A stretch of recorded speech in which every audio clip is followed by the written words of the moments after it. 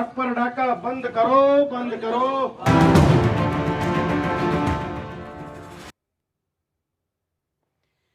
Bhim meme के नारे से कब तक बहलाओगे? भाईचारे की मांग को बोलो, कितने दिन तक खाओगे? जोगेंद्र नाथ मंडल की गलती को अब तो ना दोहराओ तुम, कम से कम अपना हक लेने मेरे साथ आओ तुम। अब तक घुस बैठी होती थी रोहिंग्या बांग्लादेशी में, लेकिन वो तो घुस गए हैं एससी और ओबीसी में। नमस्कार, मैं हूं सूरज चौहान के और आप देख रहे बिंदास बोल। आज के बिंदास बोल में मैं लगातार चौथा दिन आपके सामने यूपीएससी जिहाद का लेकर आया। लेकिन पहले दिन के एपिसोड के बाद मेरे ध्यान में आ गया कि राष्ट्रीय सुरक्षा के मुद्दे पर पहले नजर डालनी है, और इसलिए हमने आपके सामने ज़कात फाउंडेशन के काले कारनामों को लेकर तमाम चीजें रखी है, जिसको लेकर अब ज़कात वाली मिल नहीं रही है। कहां गायब है पता नहीं, ना फोन उठ रहा है, ना कोई जवाब देने के लिए तैयार है। हम अभी भी उनके संपर्क में, आज भी उनके लिए कुर्सी खाली रखी है, फोन लाइन खुली है, वो भी वैन उनके यहां पर खड़ी है, लेकिन अभी भी लाइन पर आने को तैयार नहीं है। राष्ट्रीय सुरक्षा के महत्वपूर्ण मुद्दे के साथ हमारे ध्यान में आ गया कि अब तमाम वो लोग जो हमारे साथ चिल्ला रहे थे, हमारे खिलाफ चिल्ला रहे थे, हमारे खिलाफ लिख रहे थे, छाप रहे थे, मौन है। चौथा दिन है मित्रों, आज सन्नाटा है, सन्नाटा, इतना सन्नाटा कि उनको समझ ही नहीं आ रहा है कि क्या किया जाए। इन लोगों ने हमारे चरित्र हनन का प्रयास किया, व्यक्तित्व को गलत तरीके से प्रस्तुत करने का प्रयास किया। ब्रिटेन की बीबीसी से लेकर हिंदुस्तान के तमाम अखबारों ने भी, आपको जरा मैं स्क्रीन पर दिखाना चाहूंगा कि मेरे कौन से फोटो यूज किए, क्या हमको कहा, और हमने 4 दिनों में बोलने के बाद भी वो हमारे शो के किसी भी लाइन को काट नहीं कर पाए। लेकिन शो के पहले छपी हुई खबरें ये देखिए, बस 4 फोटो मैं आपको दिखाता हूं। बीबीसी न्यूज क्या कहता है? बीबीसी न्यूज कहता है कि सुदर्शन न्यूज क्या कहकर सरकार ने दी विवादित शो दिखाने की इजाजत। नीचे आइए, चौहान के ने नौकरशाही में खास समुदाय की बढ़ती घुसपैठ के पीछे कोई षड्यंत्र होने का दावा किया था, तो अब तो मैंने दावा दिखा दिया है। बीबीसी वालों, पत्रकारिता की थोड़ी सी ईमानदारी बची हो, जो कि नहीं है मुझे पता है, लेकिन मैं चैलेंज करता हूं बीबीसी के संपादक को, बीबीसी का यह आर्टिकल लिखने वाले को, कि जो तथ्य मैंने दिए हैं उन तथ्यों पर अभी खबर क्यों नहीं लगाते, या केवल ज़कात वालों का ही एक पक्ष रखना है और सुदर्शन का विरोध करना है। विवादित और हमारे दाव को सुनने के पहले ही लिखने वाले अखबार की यह स्थिति है। आगे का एक और ये देखिए, फ्री प्रेस जर्नल, ये शायद ये 1800 कुछ का पेपर है, लेकिन centre allows Suresh Chavhanke Sudarshan news channel to air controversial UPSC जिहाद एपिसोड। और मेरी बंदूक की फोटो है। मैं एक पत्रकार हूं, एक संपादक हूं। मैंने किसी कार्यक्रम में या किसी जगह पर बंदूक की अगर फोटो ली है, और ली है मैंने पब्लिकली भी डाली है, मैं ये नहीं कह रहा हूं कि मेरी फोटो नहीं है या ऐसी फोटो मेरे नहीं है, लेकिन आप एक एडिटर इन चीफ को इस प्रकार से फोटो दिखाकर क्या कहना चाहते हैं? मुझे ये फोटो मंजूर है, लेकिन आपने इसके पीछे का इरादा कितना गंदा है आपका दिखा दिया है। अगला देखिए, यह है नेशनल हेराल्ड, यह सोनिया बाई का पेपर है, कांग्रेस पार्टी का पेपर है। अरेस्ट सुरेश चौहान के trend on Twitter after Hemant Soren assures action for his communal remark. हालांकि ये पुरानी न्यूज है, लेकिन इसमें देखिए इन्होंने कैसे मेरे बंदूक के फोटो को लिया है, जो कि मेरा विजयादशमी शस्त्र पूजन के दिन का फोटो है। मैं कहना यह चाहता हूं कि इन लोगों ने कितने गलत तरीके से प्रस्तुत करने का प्रयास किया, लेकिन आज जब मैं सच दिखाने जा रहा हूं तो इनके मुंह बंद है, किसी प्रकार की कोई बात बोलने के लिए तैयार नहीं है। ये देखिए, सबरंग तीस्ता से तलवाड़ का ये अखबार है, ये भी बंदूक का ही फोटो मेरा डाल रहा है। Who is protecting, encouraging and funding hate speech maker Suresh Chavhanke.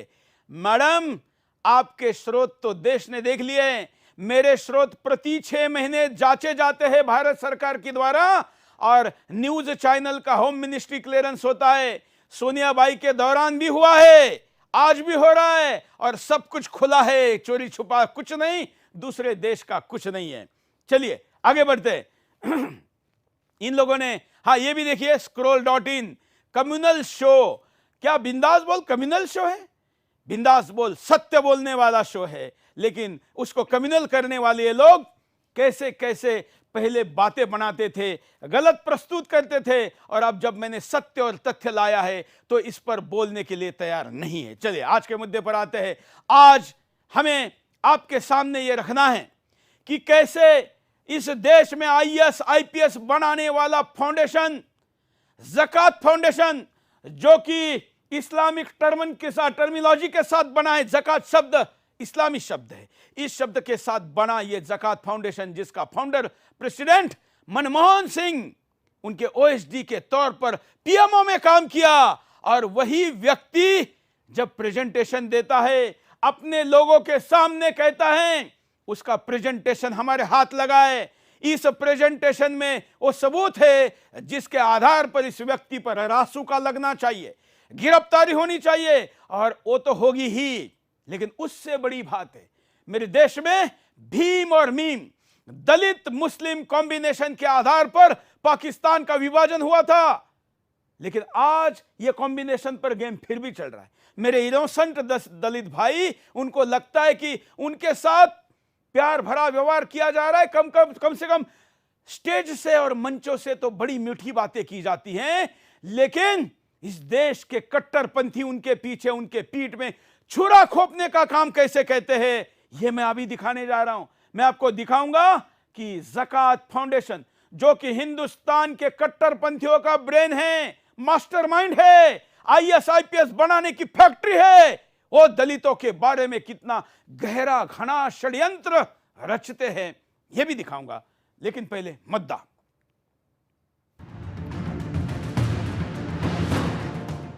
Sudarshan news जैसे जैसे ज़कात को लेकर खुलासे कर रहा है, वैसे वैसे उसके कारनामों का कच्चा चिट्ठा खुलकर सामने आ रहा है। अब ज़कात का दायरा सिर्फ कोचिंग सेंटर तक ही सीमित नहीं है। ज़कात की नजर अब देश की सत्ता और अनुसूचित जाति और जनजातियों के हक को हड़पने की दिशा में आगे बढ़ चली है। ज़कात देश की सभी सरकारी तंत्रों से लेकर बाबा साहेब भीमराव अंबेडकर जी के द्वारा दिए गए अनुसूचित जाति और जनजातियों के चुनावी सीटों पर भी कब्जा करना चाहता है। ज़कात फाउंडेशन ऑफ इंडिया लगातार बाबा साहेब अंबेडकर पर हमला कर रहा है, मगर जय भीम और जय मीम का नारा देने वाले अब भी मुगालते में है कि उनका ये बेमेल गठजोड़ उनका साथ देगा।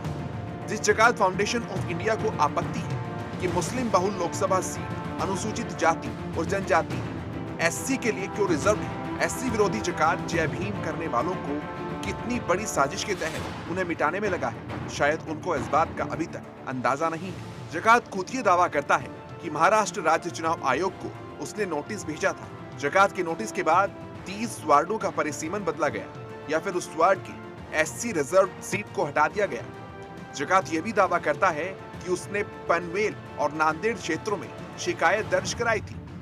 अप्रैल 2017 में दिल्ली चुनाव से ठीक पहले ज़कात फाउंडेशन ने दिल्ली चुनाव आयोग को नोटिस दिया था, जिससे कि परिसीमन को बदला जा सके। यूपी के 554 शहरी स्थानीय निकाय चुनाव में पिछले 3 महीनों में ज़कात फाउंडेशन की ओर से हस्तक्षेप किया गया है। देश के विभिन्न मुस्लिम बहुल क्षेत्रों में एससी प्रत्याशियों के विरुद्ध चुनाव प्रक्रिया में हस्तक्षेप की बात ज़कात फाउंडेशन ने खुद स्वीकार की है। इनका एक ही सपना है कि बाबा साहेब भीमराव अंबेडकर जी के संविधान का गला घोंटकर दलित शोषित वर्ग को कुचला जाए।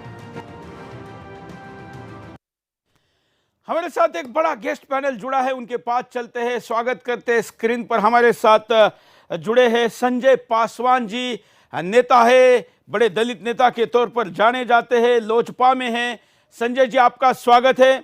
साथ साथ में हमारे साथ उदित राज जी जुड़े हुए हैं, पूर्व सांसद है, कांग्रेस के बड़े नेता है। उदित जी आपका स्वागत है, सबको स्क्रीन पर लीजिए। हमारे साथ डॉक्टर वाशी शर्मा जी है, जो कि IITN मुंबई है, और हमारे साथ कल के एपिसोड में भी थे। हमारे साथ संजीव नेवर जी है जो कि डाटा साइंटिस्ट है, और इस डाटा साइंटिस्ट ने बड़ा रिसर्च करके बहुत कुछ निकाला हुआ है। संजीव जी IIT गोवा है और IIM है। हमारे साथ इस वक्त उदित राज जी जुड़े हुए हैं। उदित राज जी, आपका स्वागत है बिंदास बोल में।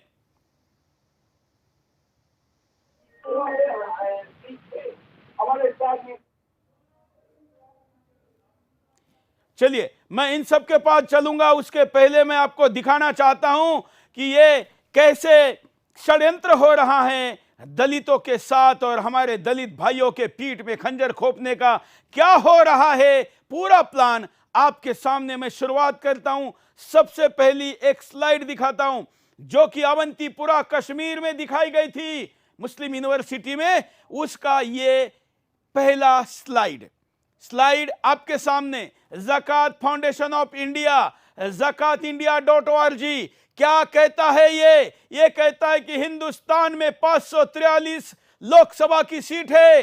National Muslim population as per census 2011 14.2 है, और hence there should be Muslim in the Lok Sabha, मतलब लोकसभा में मुसलमानों का इस अनुपात में प्रतिनिधित्व 77 मुसलमान होने चाहिए थे। Average number of Muslims in Lok Sabha in 1952 to 2014 ये कह रहे कि 25 का एवरेज है, होने चाहिए 77 और है 25। तो इसका मतलब, इसका कहना क्या है इनको? इसका मतलब आगे ये बता रहे हैं कि इस संख्या को कैसे बढ़ाया जाए। आपको दूसरी स्लाइड दिखाते हैं जिससे आपको और पता चलेगा ये रीजन क्या बता रहा है। देखिए, ये रीजन बता रहा है Muslim predominated constituencies of parliament, assemblies and नगर निगम, म्युनिसिपैलिटी, कॉर्पोरेशंस, पंचायत परिषद and panchayat are reserve for scheduled caste. Udit Raj ji, जरा ध्यान से देखिए इस प्रेजेंटेशन को। आप एक दलित नेता है, आपको पता होना चाहिए कि कितना बड़ा षड्यंत्र ज़कात फाउंडेशन ऑफ इंडिया कर रहा है। यह कहता है कि हिंदुस्तान में मुसलमानों की संख्या जहां पर ज्यादा है वहां पर ज्यादातर constituency are reserve for scheduled caste. आगे चलिए, अगली एक और स्लाइड देखते हैं कैसे दिखाता है ये अपनी बात को जमीन पर दिखाने के लिए नगीना नाम की उत्तर प्रदेश के लोकसभा कॉन्स्टिट्यूंसी को लेता है और कहता है कि has states highest percentage of Muslim, how much? 53.5 53.5% का मुस्लिम पॉपुलेशन उत्तर प्रदेश के नगीना में है। इट इज रिजर्व फॉर एससीज, शेड्यूल्ड कास्ट के लिए रिजर्व है। 35 नंबर की स्लाइड है, पीपीटी का हिस्सा है, ज़कात का लोगो है, सारे सबूत है, प्रेजेंटेशन हुआ है, और ये प्रेजेंटेशन एससीज को, शेड्यूल कास्ट को टारगेट करता है। इतना ही नहीं, उसके बाद आसाम के करीमगंज का ये उदाहरण देता है। यह आसाम लोकसभा कॉन्स्टिट्यूंसी, वहां का क्षेत्र है करीमगंज, आरक्षित रिजर्वेशन, मुस्लिम के लिए पॉपुलेशन है 52.3, लेकिन एससी की अनुसूचित जाति के लिए रिजर्व सीट में उनका पॉपुलेशन है 12.95, करीब 13%। इसका मतलब यह कहना चाहता है कि हिंदुस्तान में ऐसी कितनी कॉन्स्टिट्यूंसीज है? तो इसके अनुसार 54% जगह पर ऐसा है जहां पर कॉन्स्टिट्यूंसी रिजर्व है एससी के लिए, लेकिन वहां पर पॉपुलेशन है मुसलमानों का, और इसलिए मुसलमानों का प्रतिनिधित्व लोकसभा में, पार्लियामेंट में नहीं हो पाता है। मैं उदित राज जी के पास चलना चाहूंगा। उदित राज जी, इस प्रेजेंटेशन को देखने के बाद आपकी पहली प्रतिक्रिया क्या है? देखिए, मैं तो आपके टेलीविजन पर आना नहीं चाह रहा था, लेकिन ये शर्त पर आया कि मेरी बात जब तक खत्म न हो जाए तब तक बोलने का अधिकार दीजिएगा। बिल्कुल बिल्कुल। विवेकानंद फाउंडेशन आरएसएस के द्वारा संचालित किया जाता है, और सेवा भारती स्कूलों को मैंने देखा है, तो वहाँ पर रोज एक नेम प्लेट लगाई जाती है और वर्ण व्यवस्था के बारे में बताई जाती है। उदित राज जी, पहले ये बताइए ना, आपके सामने ज़कात फाउंडेशन ऑफ इंडिया हमारे सीटों को घटाने की बात कर रहा है, जरा इस पे बोलिए ना। सुनिए, आप सुनिए, वो ठीक आज भारत सरकार में हाँ 89 सेक्रेटरीज गवर्नमेंट ऑफ इंडिया हैं, उसमें से केवल एक दलित है। मैं आपको तो पूछ कह रहा हूँ, कोटा खाया तो किसने? आप देखिए, आप आपके राजनीतिक एजेंडे के लिए मैंने नहीं बुलाया यहाँ पर, मैंने हमारे दलित भाइयों के एजेंडे के लिए यहाँ बुलाया है। मैं आपको यहाँ कांग्रेस के नेता के तौर पर, बीजेपी के नेता के तौर पर नहीं किसी को बुलाया हूँ। मैं तो बीजेपी को भी कह रहा हूँ कि यूपीएससी में दलितों का कोठा छीनने वाले लोगों के ऊपर कार्रवाई करिए। आप तो मेरे भाई की समान बात करिए उदित राज जी, यह पार्टी मुद्दा नहीं है। आप कल भाजपा में थे, आज कांग्रेस में है, कल कहीं और रहेंगे। आप सांसद बने, मेरी शुभकामनाएं। लेकिन उदित राज की कॉन्स्टिट्यूंसी छीनने का काम अगर कोई करेगा तो सूरज चौहान की उसका विरोध करेगा। हिम्मत के साथ बोलिए, मैं आपके साथ हूं, बोलिए। आप मुझे बोलने देंगे कि नहीं बोलने आप देंगे? इस मुद्दे पर बोलेंगे तो इस पर बोलिए कि ज़कात फाउंडेशन पर आपका क्या कहना है। ज़कात फाउंडेशन ने जितना उत्तम काम इस देश के लिए किया है, उतना आपका विवेकानंद फाउंडेशन तो ये उत्तम काम है कि एससी की कॉन्स्टिट्यूंसीज को मुसलमानों के लिए वहां जो परिसीमा ने उसको हटाना, ये अच्छा काम है? तो नहीं अच्छा काम है, अपना हक उन्हें नहीं लेना चाहिए। अच्छा गलत किया गया है कि मुस्लिम कॉन्स्टिट्यूशन, मुस्लिम डोमिनेटेड कॉन्स्टिट्यूशन को रिजर्व किया है, गलत किया है। तो क्या मुसलमानों के लिए रिजर्वेशन देना चाहते हैं आप लोकसभा में? नहीं, आबादी के हिसाब से नहीं, तो आबादी के हिसाब से आप मुसलमानों को रिजर्वेशन देना चाहते हैं? हाँ बिल्कुल देना चाहिए। ग्राम प्रधान से लेके एमएलए एमपी ज्यादातर मुस्लिम मैं जहाँ पूछता हूँ डोमिनेटेड भाई, है, उदित राज जी को वहाँ आपने रिजर्व मुसलमानों की किया तरफ जाता से है, बुलाया कि गलत दलितों की रिजर्व तरफ से किया बुलाया? जाता है। क्यों गलत रिजर्व हाँ? किया जाता है? क्यों रिजर्व? क्या उनका हक नहीं है इस देश में? आप जो कुछ है तो लेना 15% वाले चाहिए। उदित राज जी, मुझे जरा आप बताइए कि आप यहाँ पर मुस्लिम नेता के तौर पर है कि दलित नेता के तौर पर हैं? वाले 100% सुप्रीम कोर्ट, हाई कोर्ट में बैठे पड़े हुए हैं। भारत सरकार चलाने वाले 15% है और 4% अगर मुसलमान आ जाए। हमारे साथ 14% संजय पासवान आना जी भी जुड़े हैं। संजय पासवान जी जुड़े हमारे साथ। नमस्ते। संजय पासवान जी, मैंने अभी प्रेजेंटेशन दिखाया। मैं उदित राज जी को कह रहा हूं कि जो दलितों का हक छीनने का प्रेजेंटेशन देने वाला ज़कात फाउंडेशन है, उस पर बोलिए, उस पर नहीं बोल रहे। आप क्या बोलना चाहेंगे? मैं ये कहना चाहता हूं, हाँ, मैं ये कहना चाहता हूं कि दलित का जो हक है वाजिब हक मिलना चाहिए और किसी को ये अधिकार नहीं है कि हमारे हक को छीन सके। हाँ, और इसके लिए जो भी करना पड़ेगा हम लोग करेंगे, लेकिन हमारे हक को कोई छीनने का किसी को अधिकार नहीं है। उदित राज लगता है कि चले गए। उदित राज जी की स्क्रीन दिखाइए। हिम्मत नहीं है दलितों की नेता बनने की बात करते। बाबा साहब का आदर्श लीजिए जरा। बाबा साहब अंबेडकर जी कैसे टकराए थे नेहरू से लेकर हर व्यक्ति से। हमारे दलित भाइयों के अधिकारों के लिए टकराने की बात छोड़कर जिस समय जिस पार्टी में हैं उसकी नीति अपनाएंगे या हमारे भाइयों के पीठ में खंजर खोपेंगे। मैंने आपको शो पर बुलाया था इसलिए कि आप अपने आप को दलित नेता कहते हैं, लेकिन आप क्या हैं यह आज के शो में आपने दिखा दिया है उदित राज जी।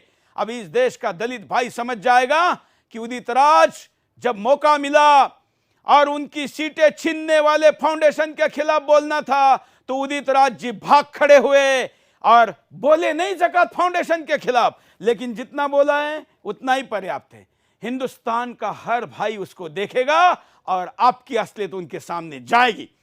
मैं यहां पर एक दो और स्लाइड देखकर फिर चर्चा में आऊंगा क्योंकि फिर उसके ऊपर हम एनालिसिस कर पाएंगे, इसलिए कुछ और स्लाइड देखते हैं। पश्चिम बंगाल का एक विधानसभा का उदाहरण यहां पर ज़कात फाउंडेशन का प्रेजेंटेशन देता है। वेस्ट बंगाल, हम सब जानते हैं कि बंगाल आज वैसे ही बांग्लादेश बन रहा है, लेकिन देखिए यहां की कॉन्स्टिट्यूंसी के उदाहरण में भी उन्होंने भाषा का उपयोग क्या किया है।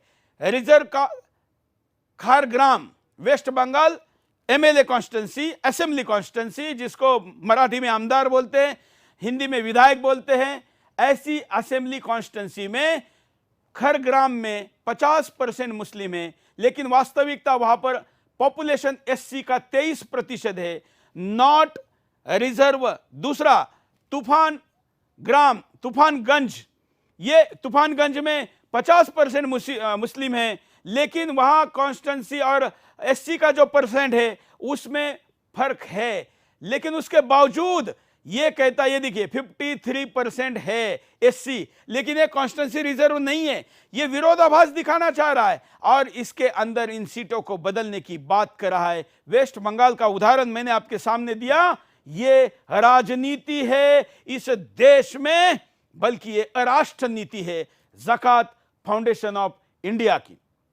अब चुनाव आयोग के परिसीमन पर सवाल ले रहा है और ये सवाल लिए जा रहे हैं कि ये कैसा फॉल्ट है इसमें, और यहीं पर नहीं रुका है, यहां पर क्रियान्वयन किया है, एग्जीक्यूशन किया है। 39 नंबर के स्लाइड के बाद ज़कात फाउंडेशन, अब आपको दिखाऊंगा मैं आगे ये दोनों पैनलिस्ट के पास जाने के बाद कि कैसे इन्होंने दलितों के लिए रिजर्व कॉन्स्टिट्यूंसी को बदला और उससे कैसे मुस्लिम सीटों की संख्या बढ़ाई। ये इस पर बोलना लोकतांत्रिक अधिकार नहीं तो क्या है। मैं संजीव नेवर जी के पास चलता हूं, आप इसको कैसा देखते हैं संजीव जी? ये सबसे पहले तो मुझे बहुत ही दुख हुआ, झटका सा लगा कि उदित राज जी इस प्रकार से अचानक चले गए जब उनको दलितों का पक्ष लेने के लिए एक स्वर्णिम अवसर मिला था। और उन्होंने सिर्फ 2 लाइन कही कि ज़कात बहुत अच्छा काम कर रही है और बहुत बढ़िया काम, उन्होंने 2 लाइन उसके प्रेज में बोला। देखिए, ये मैं इसको ऐसे देखता हूं कि सबसे पहले तो देखिए हमारे यहाँ पर जो दलितों के लिए या शेड्यूल्ड कास्ट के लिए जो रिजर्वेशन है उसका प्रावधान आया इसलिए था कि शेड्यूल्ड कास्ट के समुदाय के ग्रुप के लिए हमें उनको अपग्रेड करने के लिए जो भी ऐतिहासिक रूप में उनके साथ में डिस्क्रिमिनेशन रहा है, उसके कारण उनको जो प्रॉब्लम हुई है उसको सुधारने के लिए। तो यहाँ पे scheduled caste versus rest of the population अगर कोई दिखाए तो मुझे बड़ा अच्छा लगता कि रेस्ट ऑफ द पॉपुलेशन में शेड्यूल्ड कास्ट को कैसे रिप्रेजेंट किया जा रहा है। किंतु यहाँ पर आप इनकी मानसिकता देखिए, शेड्यूल्ड कास्ट वर्सेस मुस्लिम, मतलब ये दोनों एक दूसरे के जैसे कंपिटिटर हैं। मैं कह रहा हूँ कहीं पे मुस्लिम पॉपुलेशन हो या हिंदू, कल फिर भाई only scheduled caste Muslim population, कल कोई बोलेगा कि नहीं ब्राह्मण पॉपुलेशन यहाँ पे कितना है तो फिर ब्राह्मण को रिजर्वेशन दे दो, किसी को दे दो। इस देश में we are a secular nation. Number 1 बात, रिलीजन के बेसिस पे कोई रिजर्वेशन नहीं होगा, ये इस देश की आधारशिला है। कास्ट के बेसिस पे रिजर्वेशन का पूरा सिंपल एक आधार है कि ये वो सोसाइटी के वो ग्रुप है जो इकोनॉमिकली सोशली बैकवर्ड रहे हैं और इसलिए पूरे समाज का, पूरे देश का कर्तव्य बनता है उनको आगे लाए। किंतु एक रिलीजन वर्सेस कास्ट को आपस में पिट करके कंपैरिजन करना, इससे बड़ा शर्मनाक घृणास्पद बात कभी कुछ हो ही नहीं सकता। मेरे पास शब्द नहीं है। यहाँ तो डेटा तो मैं आपको आगे सीटों के बारे में हम जब चर्चा करेंगे मैं बताऊंगा कि इस तरह से करते, मगर अभी मैं बहुत ही सदमे में हूँ क्योंकि मुझे उदित राज जी से ये उम्मीद नहीं थी। मुझे लगा कि कोई भी वैचारिक मतभेद हो किंतु दलितों के लिए वो हमेशा उठकर आगे खड़े रहेंगे। ये तो दिखा दिया उन्होंने, कहा खड़े रहेंगे या चरणों में गिर पड़ेंगे। डॉक्टर वासी शर्मा जी। जी सुरेश जी, देखिए मैं भी जैसे संजीव जी ने बोला, मैं 1-2 चीज़ें इस जो आपने स्लाइड जो दिखाया उस पर बोलना चाहूँगा।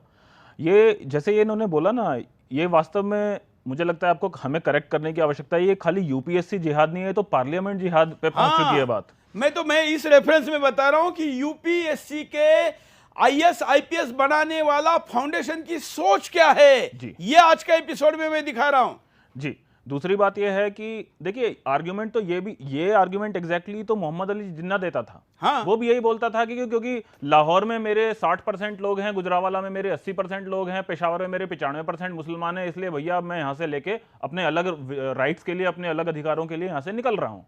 तो ये जो है ये एक तरह से एक मिनी पाकिस्तान का एक मॉडल है। दूसरी बात, अगर मैं इसके आर्ग्यूमेंट को ये ज़कात फाउंडेशन, ये जो कार्टून लोग हैं, इनके यदि मैं इसको देखूं तो इनके हिसाब से तो अगर ऐसे परसेंटेज निकालने में बैठूं तो जैन या पारसी जिनका हार्डली कोई 0.5% भी नहीं है, वहां तो फिर कोई भी आदमी कोई जैन या पारसी चुन के आना ही नहीं चाहिए। क्योंकि इनका तो गणित कुछ और ही कह रहा है। इनका गणित तो कह रहा है कि जिस दिन हम 40% हो जाएंगे उस दिन हमारे पास 40% सीट होनी चाहिए, और मुझे तो लगता है 51% का इंतजार कर रहे हैं, उसके बाद में ये गजवाए हिंद डिक्लेयर करेंगे। तो ये तो एक बहुत ही घृणास्पद बात है। तीसरा इसमें जो सबसे अधिक दुख देने वाला कारण है, जैसे संजीव जी ने भी बोला, कि इनका इरादा यह है कि ये कहीं पे एससी सीट के ऊपर चुन के आ सकते हैं, उसमें कोई समस्या नहीं है, लेकिन कोई एससी इनके ऊपर रूल करे ऐसा जकात फाउंडेशन वालों को स्वीकार्य नहीं है। अर्थात एससी अपने दलित भाइयों के लिए इतनी घृणा का यहां पे वर्णन किया गया है कि क्या कोई दलित भाई किसी मुस्लिम मेजॉरिटी कॉन्स्टिट्यूएंसी का कोई प्रतिनिधित्व नहीं कर सकता है? ऐसी क्या कमी है भाई किसी दलित भाई में? जरा ये खाली कुर्सी वाले यहाँ पे बैठाएं, बताएं एक बार आके यहाँ पे। मैं भूल गया था बताना दर्शकों, ये खाली कुर्सी आज भी रखी हुई है। डायरेक्टर जकात फाउंडेशन सैयद जफरुल महमूद प्रधानमंत्री के कुर्सी पर बैठे, वहां से अपने लोगों का फायदा कराया, लेकिन आज इस कुर्सी पर बैठकर जवाब देने की बारी आई तो मिल नहीं रहे, गायब है, पता नहीं कहां है, फोन नहीं उठ रहा है, एसएमएस का उत्तर नहीं है और ईमेल का भी उत्तर नहीं है। लेकिन कितना भागोगे, कितना दौड़ोगे, कितना छुपेगा कोई भी? उसको खोज कर लाने के कानून के हाथ बहुत लंबे होते हैं, और कानून के ऐसे कागज हमारे पास है, अभी तक तो 1% भी नहीं दिखाए।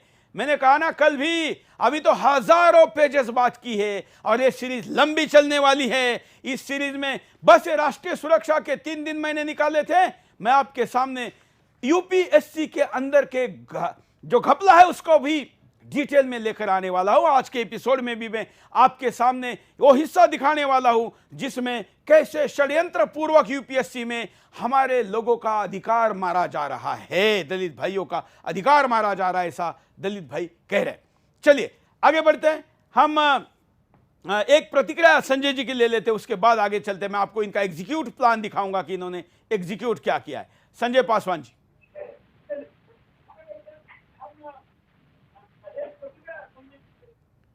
संजय जी फोन पर आकर सुनकर ही जवाब दीजिए, टीवी में थोड़ा लेट आता है।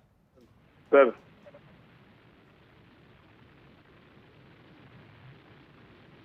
फिर से क्वेश्चन किया जाए। चलिए मैं आपके पास दोबारा आऊंगा, उसके पहले मैं आपको जो स्लाइड दिखाई उसमें बीएमसी मुंबई की स्लाइड दिखाता हूं। शिवसेना वालों आप आज इनके साथ हो, देखो इनके पास क्या प्लान है मुंबई का।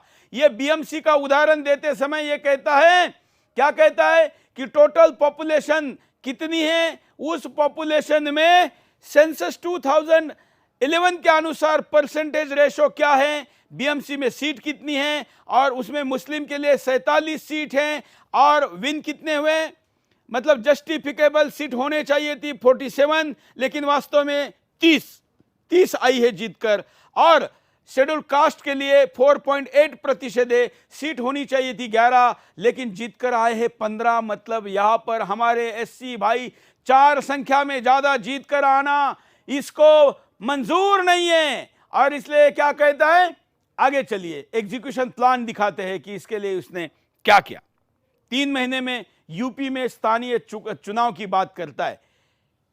ये जेडेपाई send notice to Maharashtra state election commissioner on 16 November 2016 and repeatedly follow up it. इन्होंने नोटिस भेजा, चुनाव आयोग महाराष्ट्र को फॉलो अप किया। परिणाम क्या हुआ, constituency in 30 ward either delimitation was changed, मतलब हो गया, चेंज कर दिया इन्होंने, और एससी रिजर्वेशन वाज विड्रॉन, हटा दिया 30 जगह पर।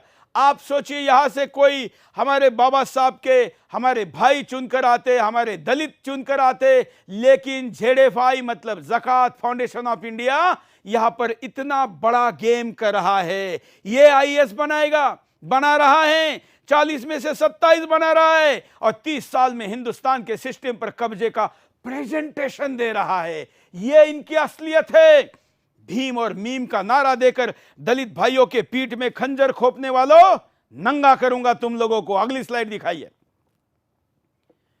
यह क्या कहता है, मुस्लिम कारपोरेटर्स इलेक्टेड 2023, और इनके कारण जो इन्होंने एफर्ट किए उसका परिणाम क्या हो गया, 30 हो गए, 7 से संख्या 5 साल में बढ़ गई। यही प्रयास रहा, तो सोचिए कि अगले 5 साल बाद कितना, फिर कितना, और क्या होगा, आपको उत्तर देना होगा। अगली स्लाइड दिखाइए।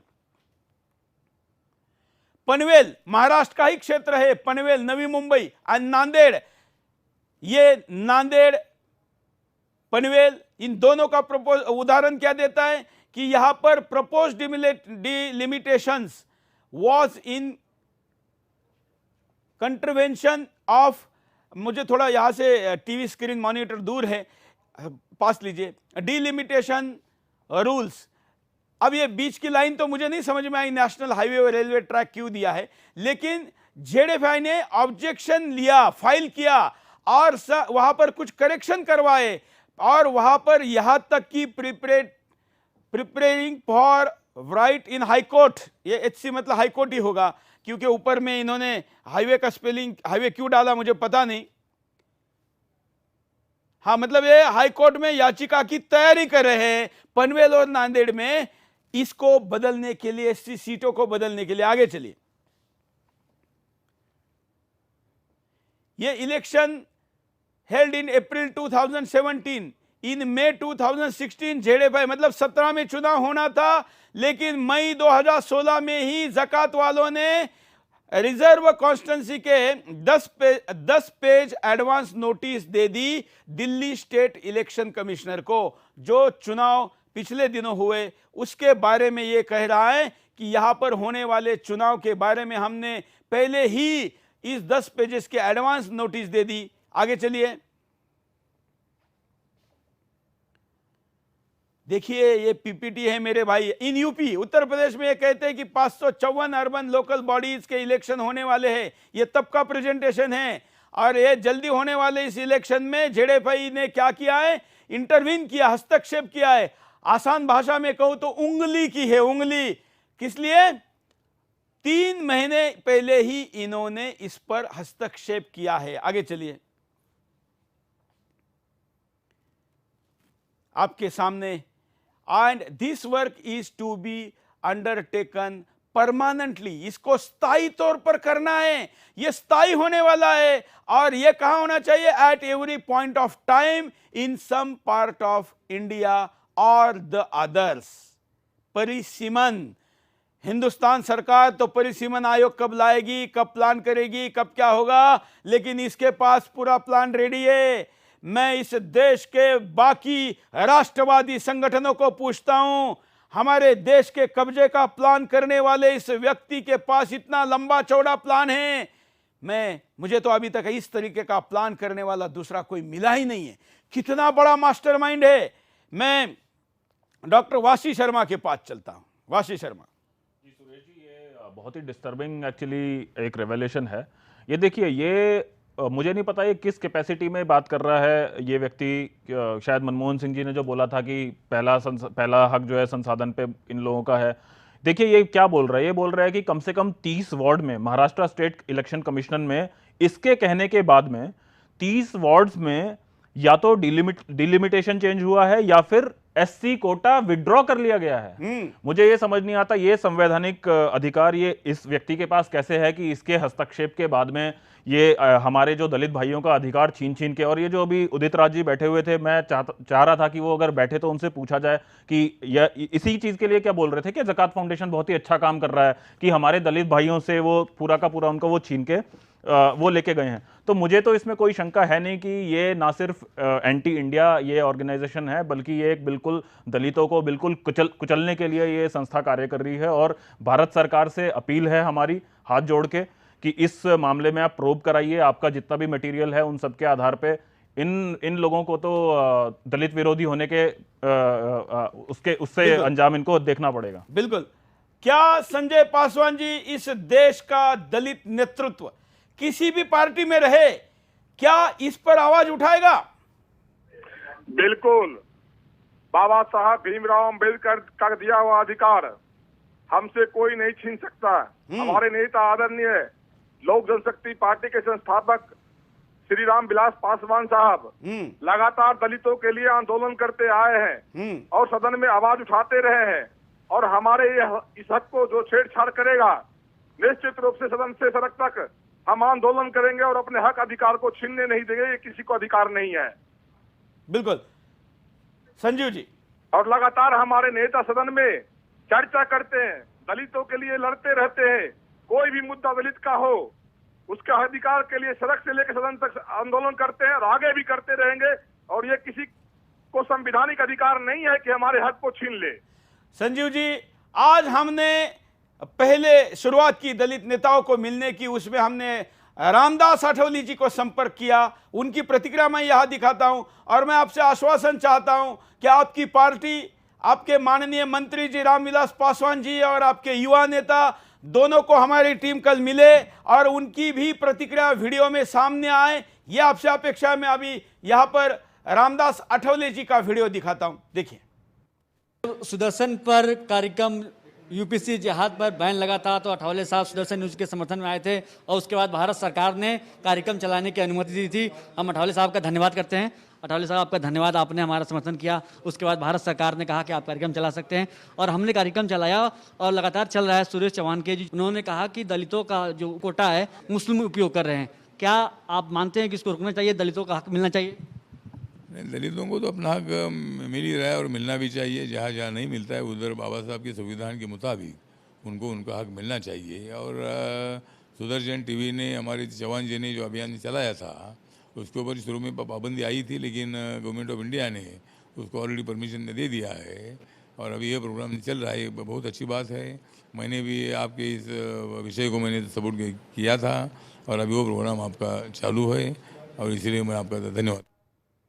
अधिकार छीने नहीं जाने चाहिए। इन्होंने और डिटेल मांगा है, मैंने इनके पास भेजा है और हम कल और विस्तार से देश भर के तमाम दलित नेताओं के साथ बात करेंगे, हमारे ओबीसी नेताओं के साथ बात करेंगे, एससी एसटी के साथ बात करेंगे, तमाम जिन लोगों का पीठ में खंजर खोपा जा रहा है और जिनके अधिकारों को हनन किया जा रहा है।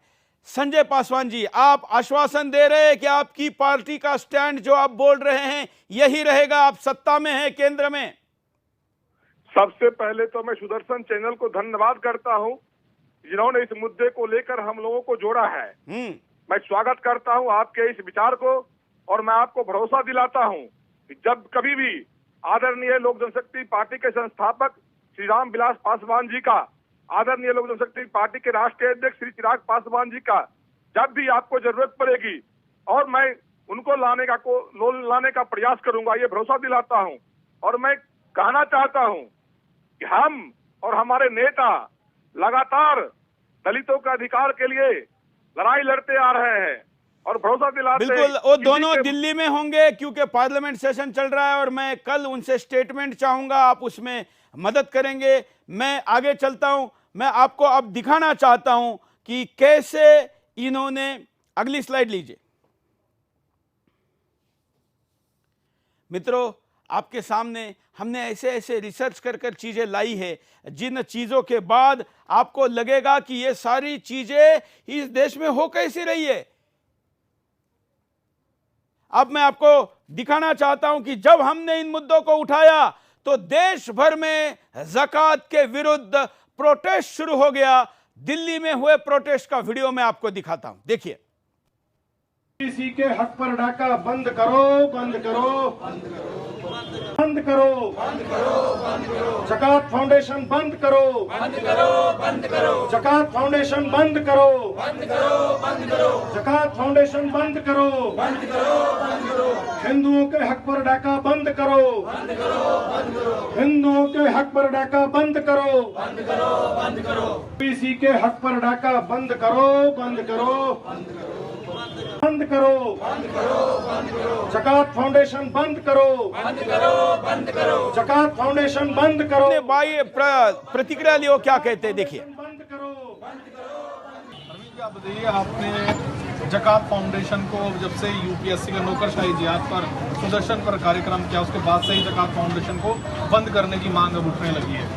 देखिए, ज़कात फाउंडेशन को हर हाल में बंद करना चाहिए क्योंकि ज़कात फाउंडेशन का जैसा सुदर्शन में दिखाया जा रहा है कि ज़कात फाउंडेशन के जो उसमें जुड़े हुए ट्रस्टी हैं, जो उसमें जुड़े हुए लोग हैं, कोई ISIS से जुड़ा हुआ है, कोई उसमें आपके UK के तालिबान से जुड़ा हुआ है, कोई किसी अन्य अलग अलग जो जिहादी संगठन है, जो आतंकवादी संगठन है दुनिया के, उससे जुड़े हुए लोग उसमें पैसा दे रहे हैं। और सबसे बड़ी बात कि जाकिर नाइक के इसमें लोग जुड़े हुए हैं, जो कि जाकिर नाइक एक मुस्लिम कंट्री बांग्लादेश में जो प्रतिबंधित है, और सबसे पहले बांग्लादेश की सरकार ने ही जाकिर नाइक को प्रतिबंधित किया था, जबकि बांग्लादेश एक इस्लामिक गणराज्य है, एक मोमलन कंट्री होने के बावजूद भी शरिया लागू होने।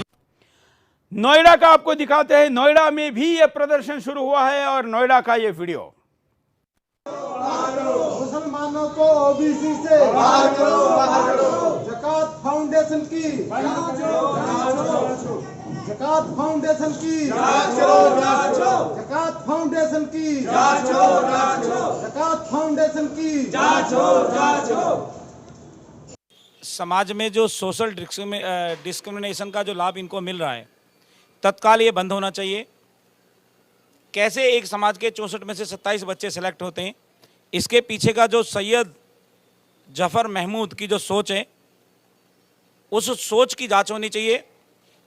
और जो रीजनल लैंग्वेज के तौर पर ये इस उर्दू भाषा को चुनते हैं, और उर्दू भाषा चुनने के कारण इनको ये लाभ होता है कि चेक करने की उर्दू की टीचर भी उर्दू निश्चित तौर पे मुस्लिम होता है।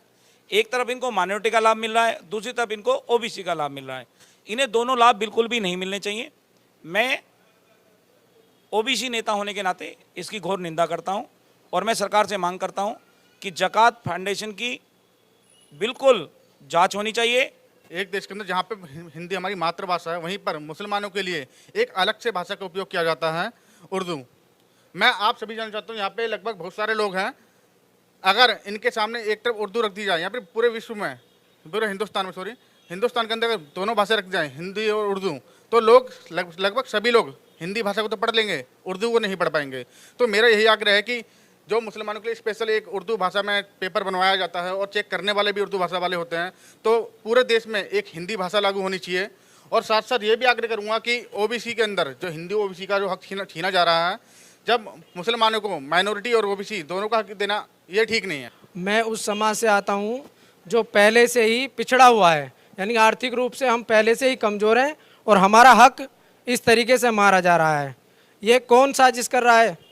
मैं उसकी मांग करता हूं सरकार से कि उसकी जांच करी जाए। हम पहले से ही समाज के कमज़ोर तबके हैं, और उसी तबके का हक छीनकर उस हक पर डाका डाला जा रहा है, और मुसलमानों को स्पेशल तरीके से उसमें कोटे में एंट्री दी जा रही है, और उनको सेलेक्ट भी हो रहे हैं। वो इतनी भारी संख्या में कैसे सेलेक्ट हो रहे हैं, हमें ये समझ में नहीं आ रहा। आखिर ये 64 में से 27 लोग कैसे सेलेक्ट हो गए? उनका पेपर वो कैसे, एक स्पेशल उनको भाषा मिल रही है उनकी अपनी, वो उर्दू में पेपर दे रहे हैं। उर्दू उन्हीं के पेपर की जांच करने वाला भी मुस्लिम है, उनके इंटरव्यू को भी लेने वाला मुस्लिम है। ये कौन से यूपीएससी में कौन सी मुस्लिम लॉबी है जो उनका साथ दे रही है? जकात फाउंडेशन को आखिर कहाँ से पैसा आ रहा है, और ये कैसे इस देश को नुकसान पहुँचाने की कोशिश कर रहे हैं? मैं सरकार से मांग करता हूँ जकात फाउंडेशन और मुस्लिमों को ओबीसी कोटे से बाहर करा जाए, और हमारा हक हमें दिया। चलिए मैं आपको अभी यूपीएससी की तरफ लेकर चलता हूं कि यूपीएससी में जो मांग यहां पर दर्शकों द्वारा की गई, वो करने का क्या परिणाम होता है। मुस्लिम को ओबीसी कैटेगरी में लेने के कारण नॉन मुस्लिम ओबीसी के सीटों का होने वाला नुकसान 2016 से मैं आपको दिखाता हूं। मेरे पास तो डाटा पूरा है, लेकिन मैं समय के कमी के कारण विश्लेषण के लिए 2016 का ले रहा हूं। 2016 में 45.65% मुस्लिम ओबीसी, मैं ओबीसी के अंदर की बात आपको बता रहा हूं, नॉन मुस्लिम ओबीसी 30.98, आप उसको 31 भी कह सकते हैं, और इधर आप 46 कह सकते हैं। तो एक तरीके से 46 और दूसरी तरफ 30, इतना बड़ा फर्क है केवल 2016 में। बताइए ये क्या है, ये कैसा है? 17 देखिए, 2017 में जब हम इस आंकड़े को देखते हैं तो हमको पता चलता है कि ये आंकड़ा अब यहां पर डायरेक्ट बढ़कर 51% हो गया है, और दूसरी तरफ आंकड़ा घटकर 26.73% हो गया है। ये 2017 का आंकड़ा है, जिसमें ओबीसी कोटे में ही अगर मुस्लिम आ जाते हैं तो उनको वहां लेने के कारण नॉन मुस्लिम हिंदुओं का, ओबीसी का कितना बड़ा नुकसान हो रहा है। क्या यह अपेक्षित था हमें व्यवस्थाओं के निर्माण पर? क्या ऐसा करने से अप्रत्यक्ष रूप से हम धर्म का रिजर्वेशन नहीं दे रहे हैं? क्या इस पर चर्चा नहीं होनी चाहिए? क्या इस पर विचार नहीं होनी चाहिए? यह आंकड़ा आपके सामने 2017 का है। आगे चलिए, 2018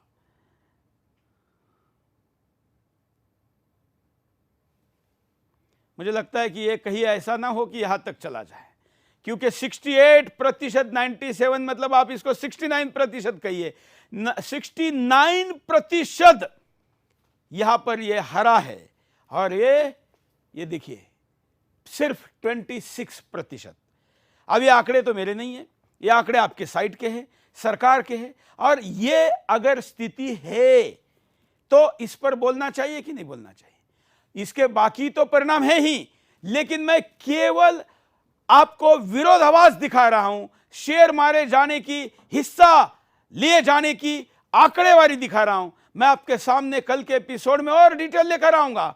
अभी तो यूपीएससी का पूरा मामला बचा ही है, अभी तो मैं केवल ज़कात फाउंडेशन का तमाम उन चीजों को दिखा रहा हूं जिससे कि ज़कात फाउंडेशन की इंक्वायरी सबसे पहले हो, क्योंकि ये कागजात लंपास न करे, खत्म न करे, सबूत न मिटा। इसलिए इस एपिसोड को मुझे शुरू में लेना पड़ा। ये 3-4 एपिसोड मुझे आखिर में लेने थे, यूपीएससी के आंकड़ों पर ज्यादा बात करना था, लेकिन मैंने इस रणनीति के तहत इसको चेंज किया। आज मैं आपके सामने ये यूपीएससी के अंदर का आंकड़ा दिखा रहा हूं, एक थोड़ा गति के साथ फिर दिखाते हैं। 16, 17, 18, 16 पे लीजिए। 2016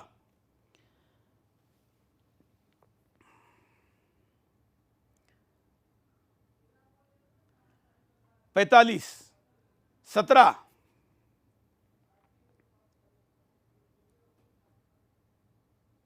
51,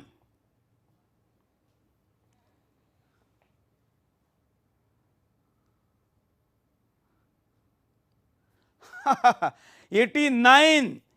क्या इतना होने के बावजूद भी अगर जो अपने आप को दलित नेता कहते हैं, पिछड़ों के नेता कहते हैं, वो बोलने को तैयार नहीं, तो वो आपके सबसे बड़े गद्दार है। ऐसे गद्दारों को घर से निकालकर सवाल पूछिए सड़क पर लाकर कि ये दिखने के बाद भी क्यों नहीं बोल रहे हो, क्यों भाग रहे हो। ये आंकड़ा है। मैं हमारे साथ संजय पासवान जी है। संजय जी, क्या ये आंकड़े आप भी जानते थे या सुदर्शन से ही पता चला? नहीं, मैं तो आपके टीवी चैनल के माध्यम से ये आंकड़े को देख रहा हूँ। आपने तो पोल खोल के रख दी है। मैं धन्यवाद करता हूँ आपकी, आपने दलितों को आंख खोलने का काम किया है। ऐसे फाउंडेशन को, ऐसे कुचक रखने वाले साजिशकर्ता को, ऐसे संगठन को बैंड लगाना चाहिए। हम सरकार से मांग करते हैं कि जो दलितों के साथ जो इस आंकड़े को छेड़छाड़ कर रहा है, ऐसे लोगों को वो तो लॉबिंग कर रहे हैं। ये निर्णय तो सरकार का है, सरकार को निर्णय बदलना चाहिए। आप सरकार में हैं, आप सत्ताधारी पार्टी है, एनडीए का घटक है। बिल्कुल बिल्कुल, मैं आपको भरोसा दिलाता हूं, और मैं माननीय राष्ट्रीय अध्यक्ष श्री चिराग पासवान जी से बात करके आपने जो दिखाए हैं आंकड़े को, मैं उनको इसकी जानकारी दूंगा और खुद वही इस पर जानकारी ले रहे होंगे। मैं आपको भरोसा दिलाता हूं कि मैं आगे इस पर कार्रवाई करने और सरकार से मांग करने के लिए जरूरत पड़ी तो सुप्रीम कोर्ट भी हम इसके खिलाफ जाएंगे। चलिए, अभी हम हमारे साथ जो डाटा साइंटिस्ट जुड़े हैं आंकड़े के विश्लेषण के लिए उनके पास चलते हैं। संजीव जी, इसका विश्लेषण करके आप क्या बताना चाहेंगे? देखिए, मैं ये कहूंगा कि आपने अभी भी पूरा पिक्चर नहीं दिखाया है, पूरा चित्र नहीं दिखाया है। पिक्चर तो बाकी है, अभी तो पिक्चर बाकी। अभी मैंने कहा नहीं तो 1% है। नहीं, केवल इस डेटा के बारे में मैं बात कर रहा हूँ। इस डेटा का और एक बहुत ही, बल्कि 2 उसके और घिनौने सत्य हैं जो मुझे इस समय उजागर करना है। बिल्कुल बताइए। कि आपने तो केवल ओबीसी वर्सेस ओबीसी का दिखाया है कि ओबीसी का हक कैसे मार रहे हैं, किंतु मैं उसके आगे चलकर ये एक्यूजेशन लगा रहा हूँ, ये क्लेम कर रहा हूँ कि ये केवल ओबीसी का हक नहीं मार रहे, ये शेड्यूल्ड कास्ट का भी हक मार रहे हैं। और उसके लिए मैं कुछ आंकड़े और आपके आगे प्रस्तुत करना चाहता हूँ। बिल्कुल कि देखिए, शेड्यूल्ड कास्ट के लिए तो संविधान में बाबा साहब अम्बेडकर ने प्रोविजन दिया है, शेड्यूल्ड कास्ट जो है वो हिंदू धर्म को मानने वाला ही हो सकता है, और उसको उस बाबा साहब के इस विजन को तोड़ने के लिए, क्योंकि उनको जातिवाद को नष्ट करना था, उन्होंने उनके लिए सिस्टम बनाया, उसको तोड़ने के लिए एक षड्यंत्र चल रहा है कि शेड्यूल्ड कास्ट के भीतर भी ये मुस्लिमों को भी आरक्षण मिलना चाहिए, जो आज तक नहीं मिला। किंतु ना मिलने पर भी ये षड्यंत्र इस प्रकार से चल रहा है कि बिना लॉ होते हुए भी मुसलमानों की सिलेक्शन, मुसलमानों का सिलेक्शन इस प्रकार से हो रहा है कि उनको शेड्यूल्ड कास्ट वाला रिजर्वेशन भी मिल जाए। वो कैसे, ये मैं समझाता हूँ कि यदि आप मुसलमानों में आरक्षण का बेनिफिट वाले लोगों के परसेंटेज को जोड़े, इसमें शेड्यूल्ड ट्राइब आते हैं और ओबीसी आते हैं, क्योंकि कश्मीर के अधिकतर मुसलमान जो आते हैं वो शेड्यूल्ड ट्राइब स्टेटस से आते हैं। ये भी अधिकतर लोगों को पता नहीं है, उनको लगता है शेड्यूल्ड ट्राइब भी केवल हिंदू होता है, ऐसा नहीं है। तो यदि मैं शेड्यूल्ड ट्राइब और शेड्यूल्ड और ओबीसी मुसलमान के, इनके संख्या को जोड़ूं और हिंदुओं के ओबीसी, एससी, एसटी को जोड़ूं जिनको रिजर्वेशन का बेनिफिट मिलता है, तो 2016 में 54.34% हिंदुओं को रिजर्वेशन का बेनिफिट मिला और 54.35% मुसलमानों को, मतलब 0.01% अधिक मिला। मैं मान लेता हूं चलो बराबर है, किंतु आप ये समझिए कि दोनों को भीतर से जुगाड़ ऐसा किया जा रहा है कि एससी वाला जितने लोगों को यहाँ रिजर्वेशन की बेनिफिट मिल रही है पूरा मुसलमानों में मिले। 2017 में हिंदुओं का घटकर 51.65% हुआ, वो 1-2 सीट परसेंटेज ऊपर नीचे हो जाते, क्योंकि एग्जैक्ट 50 करना सीटों के हिसाब से हमेशा संभव नहीं होता, लेकिन मुसलमानों का बढ़कर 55.32% हो गया। और 2018 में कुल मिला के 72.41, लगभग 3/4 मुसलमान जो यूपीएससी में आए हैं उन्होंने रिजर्वेशन का लाभ उठाया, जबकि हिंदुओं में केवल 52% लोगों ने लाभ उठाया। अर्थात हिंदुओं में शेड्यूल्ड कास्ट, शेड्यूल्ड ट्राइब और ओबीसी सब मिलकर 51.78% है और मुसलमानों में ओबीसी और शेड्यूल्ड ट्राइब मिलकर 72.41% है। तो यहाँ तो शेड्यूल्ड कास्ट के हक को मारा जा रहा है। और इस पे और एक बात बताऊंगा जिसपे हो सकता है हम कभी बाद में चर्चा करें।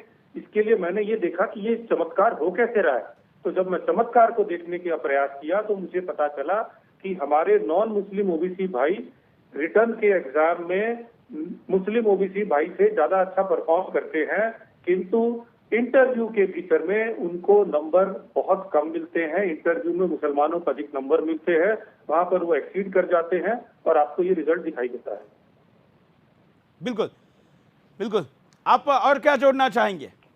तो इसमें यही है कि केवल ओबीसी का हक नहीं मारा जा रहा, ओबीसी और दलितों दोनों का हक मारा जा रहा है मुसलमानों के सिलेक्शन को करवाने के लिए। और ये 2016, 2017, 2018 निर्बाध रूप से वैसे के वैसे ही चले जा रहा है। वासी जी, ये तो बहुत बड़ा एक्सपोजे है, संजीव जी ने बहुत ही डेटा के साथ में दिखाया है। मैं तो अब बस एक मांग करता हूं सरकार से कि कोई एक कमीशन बना के या कुछ ऐसा करके इसकी जांच की जाए। और एक और चीज़ मैं कहना चाहता हूं, हमारे देश में एक national commission for scheduled cast है जो कि दलित संबंधी मुद्दों को देखता है। और मेरा अनुभव ये रहा है तो कुछ समाज सेवा करते करते कि ये कमीशन बहुत ही एक अच्छा कार्य करता है जो कि दलितों के अधिकारों के लिए सदा लड़ता है। बिल्कुल, तो मेरी बात हुई है और मैं कल उनको मिलने वाला हूं। जी, बहुत बहुत बहुत धन्यवाद आपका इस चीज़ के लिए, क्योंकि अब आवश्यक हो गया है। तो जांच की मांग इसकी हम कर रहे हैं और ये जांच होनी चाहिए। मैं एक फाइनल राउंड कार्यक्रम क्लोज करने के पहले लेना चाहूंगा, फिर मैं चलूंगा संजय पासवान जी। सर, मैंने संजीव साहब ने जो आपको सलाह दी है और जिन्होंने कहा है, मैं उनके बात से सहमत हूं। निश्चित रूप से आपकी पहल सराहनीय है और हम लोग भी अपने राष्ट्रीय अध्यक्ष आदरणीय श्री रामविलास पासवान जी से, आदरणीय श्री चिराग पासवान जी से बात करके इस कार्रवाई को आगे करवाऊंगा। मैं आज के कार्यक्रम के द्वारा पुनः देश के तमाम दलित भाइयों को कहता हूं कि आपके नेता को कहिए, क्योंकि हिंदुस्तान में ज्यादातर जो दलित नेता हैं वो आज भी भाईचारे के भांग के नशा में अपना जोगिंदर पाल करने के लिए ही आतुर है, ऐसा ही दिख रहा है। जिन लोगों को पता नहीं होगा, जोगेंद्रनाथ पाल मंडल अपने गूगल पर डाल के देखिए, आपको पता चलेगा कि पाकिस्तान का विभाजन करने में बड़े पैमाने पर हिंदुस्तान से पाकिस्तान तोड़ने में इस दलित नेता ने भूमिका निभाई, इस आशा के साथ कि मुझे गले लगाने की बात करने वाले उस देश में मेरे साथ न्याय करेंगे। लेकिन वहां क्या हुआ हम आज तक देख रहे हैं। जोगेंद्र नाथ जी को वो देश छोड़कर आना पड़ा गुमनामी में। बंगाल में कहां उनका अंत हुआ किसी को पता नहीं। आज भी उदित राज जैसे लोग इस आशा में हैं कि हमारा क्या होगा वो देखते हैं, आने वाली पीढ़ी का क्या होगा इससे मतलब नहीं है।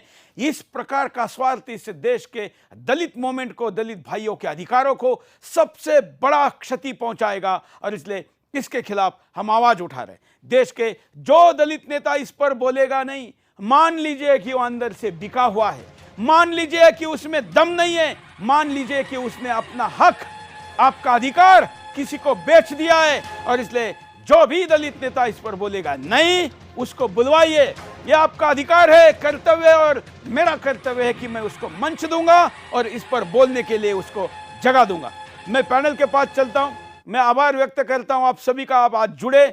हम इस अभियान को रोज चालू रख रहे हैं। कल और नए मुद्दे के साथ हम आपके सामने लेकर आ रहे हैं और हम यूपीएससी के आंकड़ों की तरफ भी जाएंगे। अभी हमें जो स्पेस मिला इसमें हम सांसदों से संपर्क करें। आपके सांसद दिल्ली में हैं, उनको कहिए कि सुदर्शन को प्रतिक्रिया दें, सुदर्शन ने दिए हुए डाटा पर बात करें।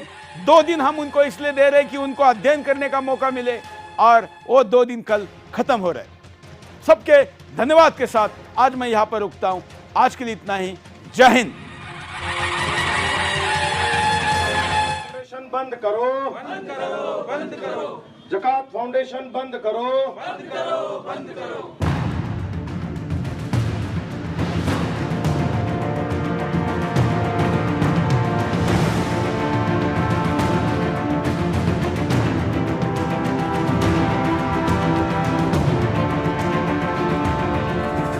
के हक पर डाका बंद करो, बंद करो।